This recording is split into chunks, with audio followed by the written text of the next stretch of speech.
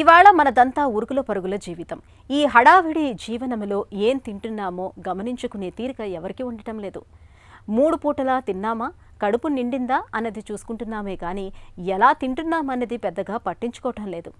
ఇవాళ మనలో చాలామంది టైం లేదన్న సాకుతో గబగబా తినేస్తున్నారు. పొట్టలోకి ఏదో ఒకటి తోసేసుకుంటున్నారు. ఈ రకమైన ఆహారపు అలవాటు మనకు మేలు చేయదని చెబుతారు పోషకాహార నిపుణులు.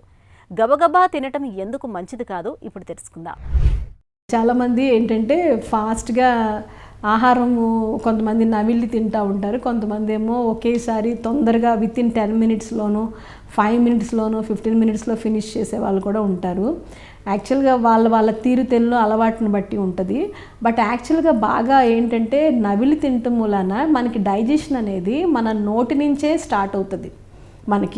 డైజెషను మనకి ఎక్కడ స్టార్ట్ అవుతుందంటే మౌత్ నుంచి డైజెషన్ స్టార్ట్ అవుతుంది. అక్కడి నుంచి ఈసోఫాగస్, మిగతా కింద మనకి డియోడినము వీటిలోకి పేగుల్లోకి వెళ్ళి మొత్తం జీర్ణం అయ్యేది మొత్తంగా జీర్ణం అవుతుంది మొత్తం. కానీ స్టార్టింగ్ మనం ఇక్కడ నోట్లో నవిలి తింటాం చూసారా, ఆ నవిలి తిన్నప్పుడు సెలైవా ద్వారా కొంతవరకు ఆహారం డైజెస్ట్ అయిపోతుంది. అలా కాకుండా ఈ తొందరగా తినేవాళ్ళు ఏం చేస్తారంటే సరిగ్గా నవలను కూడా నవలకుండా ఏం చేస్తారు, వాటిని మింగేసినప్పుడు ఏమవుతుందంటే వాళ్ళకి డైజెషన్ అనేది ప్రాపర్గా జరగదు. దాని మూలన గ్యాస్ వస్తుంది. చాలామంది గ్యాస్ ప్రాబ్లమ్స్ ఈరోజు ఎసిడిటీ ప్రాబ్లమ్స్ చాలామంది వస్తూ ఉంటారు. ప్రతి ఒక్కరికి ఆ చిన్నపిల్లల దగ్గర నుంచి పెద్దవాళ్ళ వరకు ప్రతి ఒక్కరూ చెప్పే మాట గ్యాస్ ప్రాబ్లము.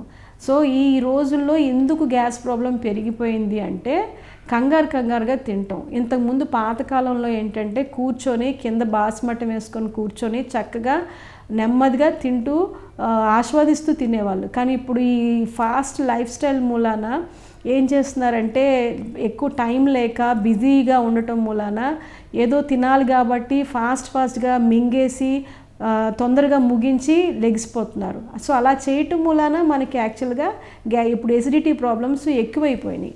సో మెయిన్ కారణం ఏంటంటే మనము ఆహారం అనేది ప్రశాంతంగా కూర్చొని దాన్ని ఆస్వాదిస్తూ నెమ్మదిగా నవిలి తినటం మూలాన జీర్ణం అనేది నోటి నుంచి మొదలవుతుంది. కాబట్టి చక్కగా ఆహారం అంతా జీర్ణం అయ్యి మనకి పోషకాలు అనేవి కరెక్ట్గా